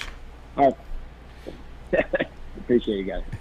Let me tell you guys about Guardian Alarm, because Guardian Alarm offers you customized solutions from real experts. They're professional technicians. Take the time to recommend security and automation solutions specific to your needs. They also have 24/7 professional monitoring. You can call them anytime, day or night, and know a Guardian Alarm team member will stay on the phone as long as needed. And of course, they have technology backed by people. Your safety and security deserves technology that's been proven to work and people who have been proven to care. So call them at 1-800-STAY OUT. That's 1-800-STAY OUT. And let them know Woodward Sports sent you. Woodward Avenue, the first paved road in America. Woodward Sports, the first sports network born in Detroit and made for Detroit. Big Boy Strawberry Fest has officially arrived, and we're here to show you the very best flavors of the season. Satisfy your sweet tooth with our deep-fried vanilla Oreos, strawberry hot fudge cake, and a slice of our classic strawberry pie. But that's not all. Cool off on a refreshing summer splash salad, or savor the flavors of our chicken Caesar wrap and strawberry bacon chicken wrap. And for breakfast lovers, don't miss out on our strawberry hotcakes or our mouth-watering red velvet waffle. Strawberry Fest is something for everyone. Celebrate the sweet season with us at Big Boy. I'm Dr. Jason Olafson, DC, the founder of the Custom Health Centers, and we've helped thousands of people learn how easy it is to lose weight and keep it off with our customized weight loss and body contouring programs. With Custom Health, you don't feel hungry, you eat well. My name is Simeon Timbuk, and I lost 71 pounds on the program. Call us at 844-789-THIN or visit CustomHealthCenters.com for a free consultation and get started for as little as $5 a day. We are the network for Detroit by Detroiters. Welcome to the Woodward Sports Network. What up, though? Welcome back to WoodwardSports.com. I'm your boy Eazy, joined by my guy Spinmo Rex. What up, though? Young Chris, JB Smooth. We are the Woodward Heavyweights. You guys have already. Please make sure you guys leave us a 5-star review on all podcast platforms and hit the like button while you're live. Tim K made a comment in the Woodward Sports chat. If BD can hit 600 likes, and he hates on Michigan, Mr. Neal, why can't we? BDE got 600 likes? I don't know if they did. That's what Tim K said. Were you there today? No. Oh, really? They were off premise. That's right. 'Tis fair. I still don't remember the original Hendon Hooker point I was going to make. It's literally going to drive me insane. Literally going to drive me crazy. But moving on from that, BDE ain't get 600 likes. The draft as a whole. Your favorite pick? Well, guys, it sounds like Russ's favorite pick was Brian Branch. How you feeling about him? I don't hate it. Like, it's like you said, he's more than likely not going to play this year and all, unless injuries happen. Yeah, so I'm sure he'll get some time, and definitely special teams. But it is good that he can shadow CJ GJ for a year if the Lions don't decide to re-sign him, because like you said, they are very similar play styles and can do a lot of similar things together. So I like Brian Branch, man. He had a top first round grade for a reason. Like he's a Swiss Army knife back there, and although the reason I wasn't in love with it because I don't think he is going to help contribute to them winning this year. Mm-hmm. But it's like you said, the writing's on the wall of them moving on from Chauncey Gardner-Johnson after a pick like that, because it feels like they are very similar types of players. Feels so gross to say. Well, I guess like in a position to really be like prepared to move on from him. I guess what I'm looking for. I don't know. I think obviously would like if Chauncey Gardner-Johnson worked out here and it was something maybe you extend, but it seems like more and more Brad Holmes is kind of just cost effective when it comes like building a team, building a roster, and that's. You look at traits of that with the trades he made, obviously, with veteran players, Jeff Okudah, DeAndre Swift, which we'll probably get into, maybe say for a segment, or maybe more for this segment into at some point.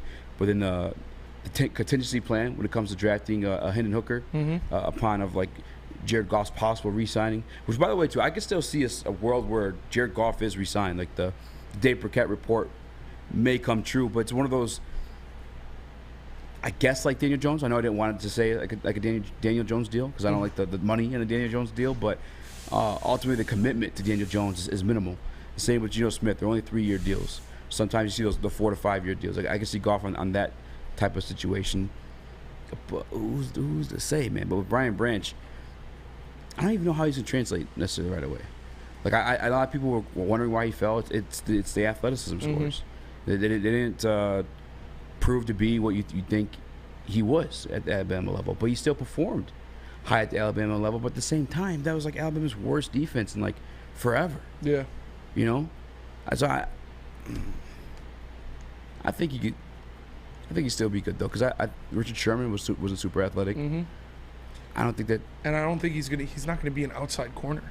Yeah, you're not gonna use him as an outside corner. He's gonna be a nickel guy or a safety. It's fair. So I don't hate it. I don't hate it. Who's your favorite pick in this class? I don't know, man. The Jack Campbell numbers, by the way. There's not one that like jumps out. Yeah. It's like this one. Yeah. This one's great. Like they're all really good. Mm-hmm. But I would say Gibbs or Hooker, honestly. Is there one for you or JB, Chris? Are you going to me first? Yeah. Okay. Yeah, it's the Hooker one. It's the Hooker one. I think he was an excellent shot to take if you're taking that shot at a quarterback. And if David Blau is lighting up training camps, then I gotta imagine that Hendon Hooker can turn a few heads when it comes his time. JB? I mean, I gotta agree with that too. It's gotta be the Hooker pick. I mean, his ceiling is what our next franchise QB in maybe 3 to 4-ish years, depending on what happens with this golf contract issue that's going on right now, or his ceiling. You know what? He could be third string backup that you only see during preseason. So, but still, I shoot for the stars, man. Yeah. Look, man, I'm still not even beefing if he becomes a backup. Chris, what was you gonna say? Oh, I had a question on Hooker, and that was that we heard Russell kind of answer this of how like Detroit was just really locked in with Hooker. Where do you think Hooker was on their big board? Do you think they regarded him as like the second or third best quarterback in this draft class, like he would have been had not for the injury? Because it seems like they greatly valued him. I actually asked myself this today too, is like, because we did our big boards like pound for pound, and assume Brad Holmes said they just go BPA. So I gotta assume high, but at the same time, if it was that high, then he would have been taken earlier. So I feel like a lot of it is situation when you make these big boards. Like it's a big board for your team and your team situation, not just like a big board of like, oh, this player's the best, this player's the best. Because like by that standard, it would have been a higher pick, right? Yeah, yes. Yeah, Brad Holmes knows what he's doing. Obviously, he's done it for a while, and I'm not going to question his methods or how he grades players, where he puts them, because he got guys, he got dudes, he got the RAS score was one of the best out of those first 5 picks of all time, like for a draft. Like those first 5 picks, their RAS score was off the charts for all of them. Yeah. So he got dudes that fly around, dudes that are athletic, can do different things. And I'm excited for it, man. I'm excited to see Gibbs in this offense with Ben Johnson at the helm of it, to see what he can do. I'm excited to see the Detroit Lions win some goddamn games. But, yeah, I guess to get to the pros of Hendon Hooker, I don't see the cons at all. I really don't. And this, I remember what I was finally going to say, too, is like successful franchises. I kind of hinted towards like the Eagles a little bit before that last break, or a couple breaks back, but we're like, they took, this could be the Detroit Lions' Jalen Hurts. And the Eagles were able to take Carson Wentz, trade him in his contract, which is a concern with Jared Goff, not so much the player, but the contract, and then reinvest that into the team.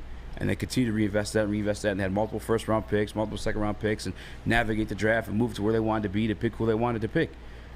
That could be that for the Detroit Lions, or it could be like to another successful organization. Look at the New England Patriots. Yeah. You know, how many backup quarterbacks does they make starters on other teams? Yeah, Jimmy Garoppolo, Jacoby Brissett, Matt Castle. Yeah. You know what I'm saying? Yeah. Like there's that aspect of it too. And if that guy, if Hendon Hooker gets a true chance to shine, like you're looking at maybe a third as a return for him, or second, maybe even more. You know what I'm saying? Like there's no cons to this pick at all. It's all upside. And Russ is a guy, like you said, you guys heard him in the last segment. He's starting the 2024 draft like now. Yeah. Like this one just ended. He's already on 2024 now. Yeah, dude's a freak, dude. That was his number three pick. And a lot of the stuff that's missing between Russ and the GMs is like the conversations face to face and what kind of person they are. Like the Jack Campbell stuff. I could already tell we're gonna love his on-field play. Off the field, cringe as fuck. Yeah. Not gonna lie. Oh yeah, I just love football. Almost like this guy's gotta be faking this shit. There's no way this guy's like just this like I don't know. Have you heard him? Have you heard any of his interviews yet? Yeah. I'm just like this is cap. The Dan Campbell get like duped here. Like, there's no way this guy's like really just like this. Like, so he's like the cringe Dan Campbell. Yes. Cringe Campbell. Cringe Campbell. Yeah, we had like CC. Yeah, MCDC's like fucking rock out, awesome. Like CC Campbell on the beat. MCDC, MCCC. Yeah, then we got Motor City Cringe Campbell. Cringe Campbell. Which, by the way, too, for the people upset about that pick, I got it to a certain point. You guys know how I felt, but I never looked at it as like how I said it with Russ. It's like, there's no way this guy's worse than Anzalone. Yeah. All due respect to Anzalone. And with respect to Anzalone, he fucking balled this year. He had a great year. Maybe we'll do this a little bit into the next segment. But Chris, can you throw up one of those RAS scores, or maybe the one with the Anzalone? Yeah, or just Jack Campbell. Yeah. I'll throw up the for Anzalone instance, one. right? Anzalone balled this year. RAS score. Anzalone actually had a really good RAS score, but his 10-yard split, 159. I think Campbell was a 158. The 40. I think Campbell was right around there, actually, 1.46 something. Yeah. But the 3 cones was 6.88. Can you throw the one with Campbell's on it? Yep. Bro, he's just night and day more athletic. The 3 cone, 6.74, which is better than your favorite player. Yeah. The best linebacker, arguably the best linebacker in the NFL right now. Yep. Fred Warner. He went to BYU. Who went to BYU, has 7 wives. The broad jump. Shout out Mormons. Do you have a higher broad jump jumping between shorties. He had a higher broad jump than Fred Warner. Further. And obviously Anzalone too. Yeah, further. Whatever. Same thing. Who had the vert? Oh, only by 1. Only by 1 inch. Yeah. Only by 1 inch. That's a lot. That I mean, 0.03 slower 10-yard split, 0.02 slower 20-yard split. Like, it's just the guy's not slow. Yeah, the guy's not slow. He's definitely, and he's 6'5". I know, bro. Like, there's no way you saw Anzalone in this defense. Look good. Mm-hmm. How often did we not bitch? We were like less like enthused watching him play, but there's he's making plays. Yeah, we were bitching the year before. This year we're like, oh shit. Yeah. He had the one interception against the Bills. He had a good year. This guy's fucking 6'5" and more athletic. Yeah. How is this not an upgrade? Mm-hmm. You thought the Anzalone looked good last year. Where'd you see this fucking guy? Sorry for swearing so much. I just flip flopped on that. You did. You talked yourself into it. I'm fucking. And you know what you don't have to talk yourself into? That's just a good decision all the time. Strawberry Fest at Big Boy. And because Strawberry Fest is back at Big Boy, try their classic breakfast items like some strawberry hotcakes or mouth-watering red velvet waffle. If you're not feeling breakfast, try the strawberry bacon chicken wrap, or cool off with the refreshing summer splash salad. And don't forget to grab dessert, including their berry delicious classic strawberry pie, deep fried vanilla Oreos, or strawberry hot fudge cake, and more at Big Boy. Love Woodward Sports? Love wearing clothes? Then you should be wearing Woodward Sports clothes. Check out our full line of merch at woodwardsports.com. Just click on shop. We have all your favorite designs, like Dan Campbell kneecaps, Woodward golf, and of course, our own logoed out merchandise. merchandise. Men, women, infants, kids all love Woodward Sports. Impress your friends. Impress your boss. Impress your dog. Buy Woodward Sports merch today.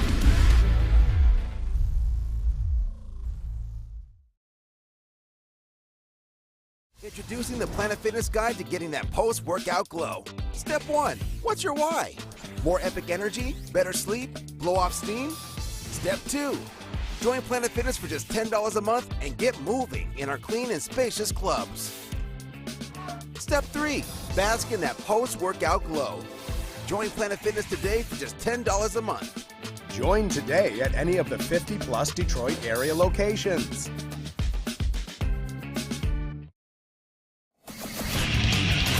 Get a shot up. This is for the win. All of Detroit's sports teams live on Woodward. All of Detroit's sports coverage lives on Woodward Sports. Driving the best in Detroit sports coverage. What up, though, the Woodward Sports? I'm sorry. The Woodward Sports chat is tripping. I'm dying laughing a little bit during the break. Welcome back to WoodwardSports.com. I'm your boy Eazy. This is my guy, Spin More Rex. But in fact, let's open up the phone lines. I want Apollo especially to call in. How do you see the numbers? Know what type of prospect Jack Campbell was, and just blatantly just think it's a down. He's worse than Alex Anzalone. That's your takeaway. He's going to be worse than Alex Anzalone. That's wild. But I'm down to hear the wild. I want to hear the wild takes. Sometimes I can switch. Stances. Yeah. I'm not as stubborn as people think. I'm not. I'm really not. It's got to make sense. You can't just come with some whack shit like that could be easily dismissed. Then it's gonna get dismissed. But if you come with like something nice, I can't argue it. 100%. 1,000%. Hit the like button. 5-star review on all podcast platforms. I'll put the number in the Woodward Sports chat. But during the break, Chris asked us, Spitty, who is the Malcolm Rodriguez of this draft class? Is there a Malcolm Rodriguez of this draft class? Apollo says, can Jack guard the slot? Can he pass rush? Bro, no. Are you saying Alex Anzalone can guard the fucking slot? What are you saying right now? He's a middle linebacker. What? Yeah. What fucking linebacker is guarding the slot receiver? What is going on? Fred Warner did it a couple times, but I should have stopped the back and forth with this gentleman when he called Nolan Smith the equivalent of Jack Campbell, but a better version of that. He's a fucking edge rusher. Yeah, you're not going to ask him to guard the slot. Apologize. You just drive me crazy. He's a middle linebacker. This shouldn't even make sense. He's going to do middle linebacker things. Who's a sleeper pick though? All right. We already talked about him a little bit, but I think he's going to be Antoine Green, man. I think so too. I think this guy can make plays in a big way. In a big way. Like I said, man, 9 games last season. He had 798 receiving yards on 18.5 yards per catch. The year before that, he had 612 on 19.7 yards per catch. He's a big play receiver. He's a big body. He gets a lot of separation off the line. I think he can make some things happen. That's the one for me too. I mean, that's like, without a doubt the guy. I don't see a way you could almost be wrong with this one. Like, we've seen so many wide receivers even come undrafted and perform. Like, I wish we had time to ask Russ, like, how did this guy fall? Yeah. You said how many touchdowns in just 8 games? 7. Yeah. That doesn't even make sense. And by the way, 790 yards. This was Josh Downs in that team as well. Yeah. Like, one of the better North Carolina wide receivers coming out in a long, long time. I almost want to say Branch. That just feels too easy. It's a second-round pick. Some saw him as a first round. I saw him falling in a second. Matter of fact, we had that conversation that same day. I thought those numbers were very concerning, and the hype around him kind of died out. But maybe they make something work for him. I mean, AG's very, very creative. He also played, in the secondary at the NFL level. We shall see. But JB, who do we have on the phone waiting for us? We got Chris on the phone for you guys. What up, Dow? What's up, Chris? How you feeling, man? What's going on, fellas? Not much. How you feeling about this draft class? I tell you what, I mean, it's not as bad as some people think it is, and it's not as great as it could have been. That's just the way I look at it. My whole thing is this. I don't care where you get guys. If you think a guy is worth taking in the first round, even if he's a second-round talent, grab him in the first round. That's just the way I've always said it, and that's what they did, and now we got to live with that. And the only thing I say is this. I'm not saying Jack Campbell can't play. He can, but he is slow. A 4.6 is not fast when you're talking about guys like Chris, covering Travis Kelce and George Kittle and those kind of guys. How often do you see a middle linebacker running a straight line 40-yard? Like, yeah, Yeah, but you know what I'm here's the saying? thing Like about it. the thing you want to Hold look on, at is like the hold three on. shuttle. Well, hold on, because I love Chris, but this is the heavyweights, not Chris live at WoodwardSports.com. The numbers you want to look at when it comes to football play is the numbers like the three shuttle, and in the three shuttle had better numbers than Fred Warner. And the important piece for me that again today, and I'll openly admit, like I'm not shaming you for this one, but just clicked for me today was like these numbers are better than Alex Anzalone, and Alex Anzalone looked good last year. Like this is an upgrade over him, and he looked good. You know what I'm saying? No, I got no problem until he finds himself one-on-one with the former Iowa tight end and Kittles or even Kelsey or KC or something like that. See, my thing is that's the only problem I got. The rest of it, he can do. He can run side to side. That's what's funny. He's slow, but he can run side to side, and he will make plays. I have no problem with that. I was just telling somebody that he wasn't the fleetest of foot. That's all I was saying. Yeah, but the rest of it, I got no problem with. I think Brian Branch was a steal, as far as I'm concerned, for where you got him. He should have been a first-round talent. He went in the third round. I got no problem with this draft. It's okay. It's just not great. That's all. I agree with that. But also, Travis Kelce ran a 4.61. George Kittle ran a 4.52. So these guys aren't burners per se. They move when they get the ball in the field, or in the ball in their hands. They move well in the open field. Is more than it is of them just being burners off the line. But when they get open, and they know how to run routes and get open, is what I'm saying. That's all I'm saying. And it's going to be hard for him to hit me with that when the time comes, because it will happen. I'm not saying it's going to happen to him all the time, because he's very instinctive. I mean, he will get his interceptions. He will get a sack or two. He's going to get a tackle for loss, all that kind of stuff. I'm not telling you he can't play. I'm not mad with the pick.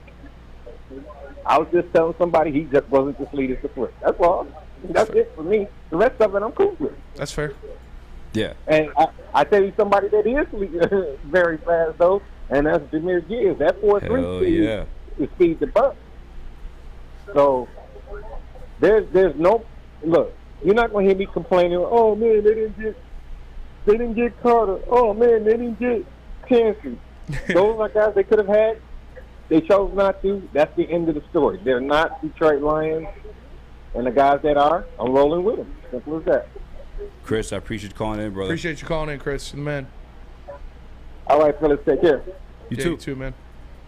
Yeah, that's that's going to be the one we see. I will say this to Apollo, and this is the one he should have went to every single time in the argument and debate was he does get stuck on blocks, especially for someone that big, who's supposed to be like that athletic. You'd expect to see him manhandling some people when it comes down to the downhill blocking. But I mean, sometimes in the NFL, like we know, it's heavyweights, especially you just got to fill a gap. We shall see, though. We shall see. Trying to find the linebacker 40 times. Okay, here we go. You want the next caller? Yes. Why would they not put it in order? Here is Salty for you guys. Salty. Salty. What's going on, man? What up, though, man? How's your cousin? What up, y'all? What up? What up? What up? What up, man? How it's are all you? G. It's all G. Yeah. Nah, see, I just wanted to break this down for everybody since people sound real slow, man. Brad Holmes is dangling a new shiny toy in front of Lion fans, and everybody's eating it up. But listen to this, man. Our running back room last year was not the problem. You don't look at that team and say, I need to redo the whole running back room. Let Jamal go. Get rid of Swifty. They had 2,000 yards and 20-plus touchdowns. And that's what you're fixing? That's my problem, okay? When you do a draft, you want to get better, okay? I want them to draft players from Alabama and, good linebackers. I want that. That's a good thing. But, why would he address a running back room that has 20-plus TDs and 2K yards? Why? An extra $1 million to Jamal? And Swift would have played under what he had already. You don't have to adjust that. That's all I'm saying. The defense was horrible, atrocious. Hutchinson disappeared every other game for a stretch there, right? He needs help on the D-line, man. He needs somebody on there that can command a double team that can free him up, right? We ain't got that, boys. I'm sorry to tell you. Aleem McNeil ain't it. He ain't getting no double team. Hutch is going to get doubled every, as much as he did last year. Mm-hmm. So, You know, I'm glad everybody's happy with the new toy and all. It looks great. I want to see a win, but I'm just letting y'all know, dangle that shiny toy in front of everybody, and he ain't going to get what Swifty got last year, and I put money on it. Swifty had, 900 yards? Who, Gibbs? He ain't going to hit the kid did. Well, no, Swifty last year. Oh. Gibbs is not going to produce what Swifty did last year for this offense. So here's what I'm asking y'all: if we take away that run game and we come back just a little bit, let's say a little bit, let's say 1,500 yards and 17 touchdowns. Do you think our offense is still going to be top 5? I don't think so. Why is he not going to produce to what Swift does? He's faster than Swift. 931 total yards last He could do year. more than Swift. Like you see him in the slot. Like why is there a theory that he's going to produce less? Well, Swifty did the same thing, man. That's what I'm saying. Here's another thing a lot of people don't realize, right? Swift and Williams knew these coaches. They knew the playbook. They knew the verbiage. They knew the O-line. Who's going to block what and where. These are two brand new guys that are going to come into a program that don't know the coaches. They don't know what Ben Johnson likes. They don't know what his call is. They don't know the hot route. They don't know none of that. They got to learn all that in one off season. Swifty and Jamal had 2 years, bro, to build that up. So it's not going to happen and come in and be an immediately replaced 2,000-yard running back room. It's not going to happen, guys. Well, it's not. And on top of that, Salty, real quick to that last point. I actually disagree. I think we've seen many times where like rookies come into the league, and Leonard Fournette, his rookie year hit 1,000 yards. Tell me when. His rookie year came into the league, hit 1,000 yards. I think Okay. Saquon Barkley's another guy too. You seen like once he finally got healthy into his rookie year, performed really really well. Like running backs and receivers especially in their rookie years, like those are the ones that. I get you. I like that. I like that, Eazy. I like that. But here's what I'm saying though. When Fournette came in the league, the Jaguars had 0 pass attack. The dude had like 40 touches a game. Real quick, this man. kid's going to come in. He's not going to get all them touches, man. He's not. DJ Chark, that's what happened. Detroit native, Allen Robinson. They had some weapons. It's a running back position, man. I'm telling you, I think you'll be surprised this year. He maybe who I see taking the bulk of the carries is probably going to be Montgomery. I think you just use Gibbs to be a lot more gimmicky, a lot more. I'm saying like that. I don't want to say Deebo Samuel. It feels weird saying that, but like that type of role, I guess. Which also makes it weird that you pick that type of guy at 6. I'm sorry, 12. But I think he's going to produce for us, man. I respect it. I enjoy the rookie deal, the rookie contract, right? You got to think about the future, not tomorrow. You know what I'm saying? Yeah. But all I'm saying is that was just a future move, man. You don't make that move with a 2,000-yard running back room, man. You don't do that, man. I mean, but we're going to see. I hope so, man. And Jack Campbell, I hope he plays well. But this ain't Iowa, okay? We're not in This is Kansas NFL. anymore. Not in Kansas We anymore. gotta tackle. I'm telling you, he ain't seen no dudes in Iowa like he's gonna see now.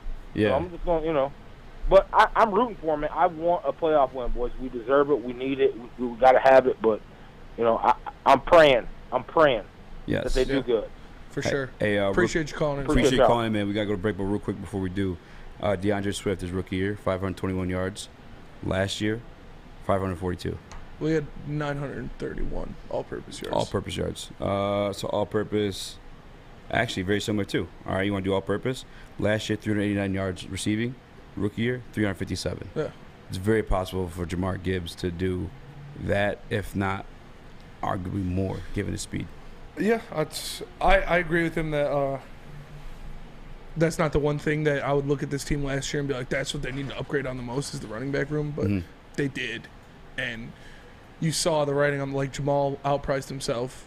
Yeah. Swift was on the last year of his contract and wasn't reliable as a consistent option. Yeah. So I don't hate it. But I feel him because you guys all know I wanted Jalen Carter. So yeah, that's fair. But it is what it is. We're gonna rock with it. The kid looks like he's gonna be something special, and I hope the best for him. If he's not, I'm gonna be real sad. If he's not, we're gonna be real sad. And we got a place for you to go. That is SMA, or the Sports Marketing Agency, because the Sports Marketing Agency helps spread awareness about mental health and substance abuse. Their new podcast, This is the S Word, helps fight the stigma about seeking help. So if you or someone you know is struggling, make sure you head to thesportsma.com and get the help you deserve. Saturdays at 1 p.m. Make sure you're watching WoodwardSports.com for our new show, Chompin' Puck. He shoots, he scores! With four-time Stanley Cup champion Darren McCarty and Michael Gentry. Chompin' Puck is taking the Detroit hockey community and giving them a voice. Pros to Joes. You'll get the best Detroit hockey coverage around. Chompin' Puck. Saturdays, 1 p.m. on WoodwardSports.com. The sports marketing agency would not be who we are without great community partners like Higuera Health and Carol Zuniga. It's an awesome opportunity to partner with your organization. Higuera Health is a comprehensive behavioral health organization. We serve children through older adults with mental health, substance use, and developmental disabilities across Western Wayne counties, and really excited to now be in downriver communities as well. Give us a call at 734-458-4601.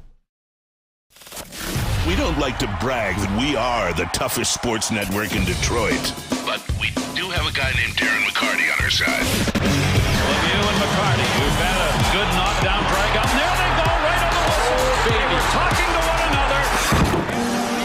another. Woodward Sports. What up, though? Welcome back to Woodward Heavyweights live on WoodwardSports.com. I'm your boy Eazy, joined my guy Spinmo Rax. What up, though? Young Chris in the TD booth, JB Smooth, the 1-2s, and Salty actually brings up a pretty good question. I want to honestly make a topic is, this was the number 4 offense or top 4 offense in the league last year, top 5, whichever number you want to use, and they did just get rid of 2 of the pieces of that, and DeAndre Swift and Jamal Williams. Now perceived upgrades with that. Yeah. It's not like they got worse. Yeah. Like, I'm literally typing this out in the Woodward Sports chat as we speak, so I'm just going to delete it and say it live because y'all listening to me. No, it's Benjamin Johnson, the man who burnt somebody's crops in here. I forget who said that, but that's one of my favorite comments to ever go across the Woodward Sports chat. Turned a career backup in Jamal Williams into a 1,000-yard rusher and a 17 touchdown scorer. Mm-hmm. What did David Montgomery do in Chicago? 4th most broken tackles since being drafted. 4th most broken tackles, and he had 4 consecutive years over 1,000 all-purpose yards. Yeah. So that's an upgrade over Jamal Williams. Yeah. Immediately on paper. Period. Mm-hmm. Jamal Williams never rushed for 1,000 yards before last year. Jamal Williams didn't score 17 touchdowns before last year. He was a career backup. Ben Johnson made him into what he was, and that offensive line made him into what he was. Now you get an upgrade. And if you're telling me right now, you're sitting there saying David Montgomery isn't an upgrade over Jamal Williams, I can't help you. But he is. You got that better. It's still, like, we know that. We can watch that and be like, yeah, that's true. We've seen them both play in the NFL. Mm-hmm. Jahmyr Gibbs, DeAndre Swift, that one is an open book. We don't know yet. We don't know what Jahmyr Gibbs is going to be. But based off health alone, if he can stay healthy, if he can play, all I ask for a running back is to play 15 games a season, be impactful, healthy, and playing 15 games a season. Because your running back, you're going to miss a game here or there. But that alone would be an upgrade. That alone would be something. He's going to be dynamic, man. I believe it. I feel it. I seen it. I seen it at Bama. And where else would you want to go to watch, project what a player is going to be in the NFL than watching them play in the SEC? Because that's NFL light. That's, the AA of the NFL is the SEC. So yeah. And real quick too, we're gonna get to these callers as well. But my guy Adam, shout out to Adam, has a narrative of like the first round running backs that aren't a thing. And this is like the other part you gotta look at it with Jahmyr Gibbs. Is like he's that elk of a football player because it was just the Detroit Lions. And it could have been also the draft class being a little bit weak, but Patriots had them. They would take him there if he was available. But a couple first round running backs. LaDainian Tomlinson, was he good? Yeah, I love LT, man. Adrian Peterson, was he good? Yes, very good. Marshawn Lynch, was he good? Yes, very good. Steven Jackson, was he good? Yeah, Steven Jackson was a monster, dude. Derrick Henry before Derrick Henry. Actually kind of similar to Jahmyr Gibbs, just maybe you're thinking speed. Well, a lot faster, but Chris Johnson, was he good? Yeah, CJ2K. Legend. Jamal Lewis, first round. Yep. Sean Alexander? Sean Alexander's great. Okay. One of Chris's favorite players. Even actually a little bit more recently, my man, who's the guy just got drafted by the Jaguars a little bit ago? Etienne? Yeah, Travis Etienne. And once he finally got on the field, he was good. Pretty productive. Good. I had him two of my fantasy teams last year. I'm just saying, like it's gonna bump a lot quicker than people think. Reggie Bush, Mark, I mean, the list goes on and on. These first round running backs, I don't know, it's not void. I don't know what people and I'm dismiss it. I'm not worried about them. I understand his concern. Like the first point he made, I was like, yeah, dude, that's true. Where he was like, what one? When you look at the team last year, running back is not a position where they need to improve that. He's 1,000% right on that. 1,000%. Yeah. But like they did, and it's they improved it. Yeah, and I mean there are guys like within the organization, like pretty sure they feel comfortable making these moves because they made them. Mm-hmm. What up, Chris? Before we get to cars. Yeah, speaking to the Ben Johnson point, we talked about what did it take to get Ben Johnson to stay, and we know that there was some financial part of it, but how much of it was kind of an underlying statement as they were going through their draft evaluation process, that they were looking at this team and they were saying we can get these type of players in free agency, and if this plays out, then we actually have more luxury to get more offense in this draft. And you saw them going with reinventing the running back room and getting Gibbs, and then also getting the tight end, much to many dismay of Lions fans. Like, how much do you think of that? And that was early capital too. That was early draft capital when people wanted them to go defense. How much do you think that was a part of Ben Johnson? Could it have been at all? I mean, you want to feed your strengths, definitely. And they knew they weren't picking up the option on DeAndre Swift. They knew they weren't extending DeAndre Swift, so they got his replacement. And they got a guy that was very high on a lot of other people's draft boards. We just heard Russ say. I heard the same thing about the Jets being very interested in him. The Tampa Bay wanting to trade up to 14 to get him.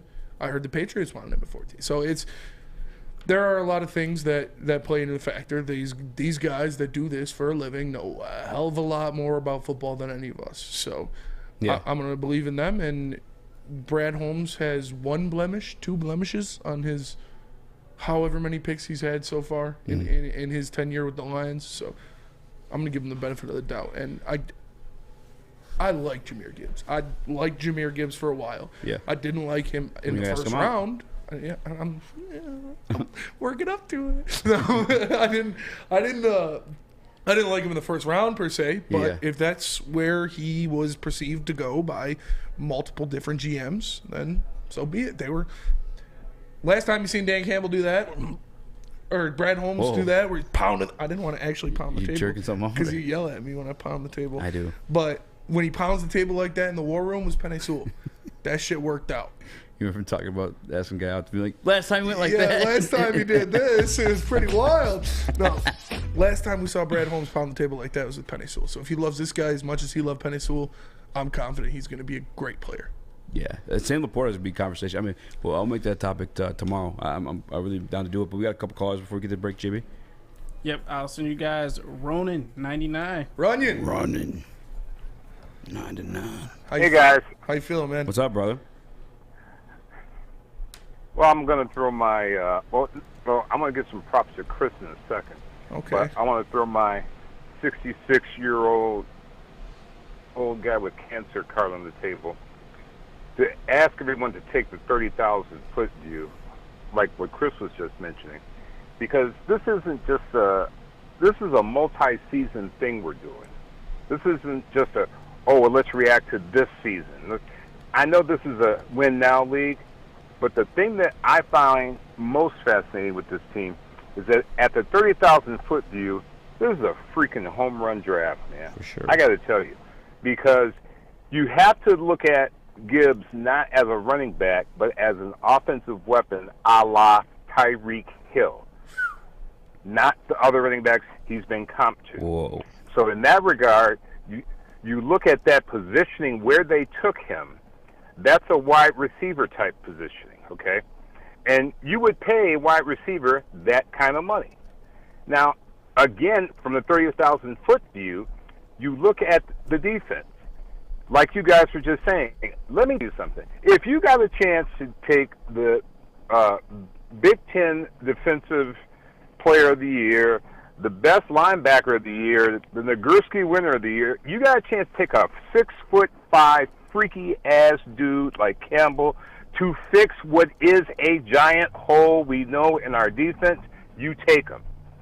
Broderick Martin. I actually picked that dude in a couple of drafts, but then again, I did about 200 drafts. I'm an old guy with cancer. I got shit to do. But he's that big, giant mass that you need in the middle, because Aleem will be playing a 3-tech, okay? Not his former position. So you want that giant mass in there. That's an automatic double team, whether it was Ika, Benton, or whomever, okay? Again, you look at what we did with Laporta. That was the free pick we got from the trade back for the offensive weapon in Gibbs. So the villainy in all this is that he operated like a villain. A villain don't care what you think. He don't care less what you think. Mm-hmm. This ain't the Chris show. It's the heavyweight show. Damn it! So I think what's important here is to look at the big picture. These guys, I think, are keyed in for the next 2 seasons for a Super Bowl window. That's why you draft Gibbs. That's why you don't make the defensive tackle pick or man. We're up to our butt in defensive ends, and don't forget about the next free agent period, the cut down period when everyone goes from 90 to 53. I keep saying it. You're going to get players then too. So I'm going to go, man. Thank you guys so much for doing what you do. Big shout out to the chat, because there's some crazy issues going on in that chat, man. And all my love to the smoothest of smooth JB, but hey, Chris, you my favorite big head, man. I'm going to get like one of the things on my wall or something like that. All right, guys. Be good, man. Appreciate you, Ronan. We gotta go to break. But before we do that, I gotta tell you guys about Alta equipment. All right, because at Alta, uptime, man, Alta equipment's got everything you need to get the job done. You got a big project coming up. Alta Rent's got you covered. Make sure you give them a call today at 844-GO-TO-ALTA. Again, that's 844-GO-TO-ALTA. Alta equipment. Alta, baby, uptime. Matters. Oh yeah. The only sports network in Detroit that starts with a W. You know, because we win. Woodward Sports, Detroit's winning sports network. Since the dawn of moving people, Chevrolet has led the way. The world of transportation is changing. At Feldman Chevrolet, we are leading the charge forward. With every electric vehicle, every mile traveled, one Feldman at a time. The company that puts more Chevys on Michigan roads is now the #1 name for Chevy electric vehicles. You have an opinion? Make sure it's seen and heard. Corner, jumper, tweet us, hop on the YouTube chat, slide in the DMS at Woodward Sports on all social media.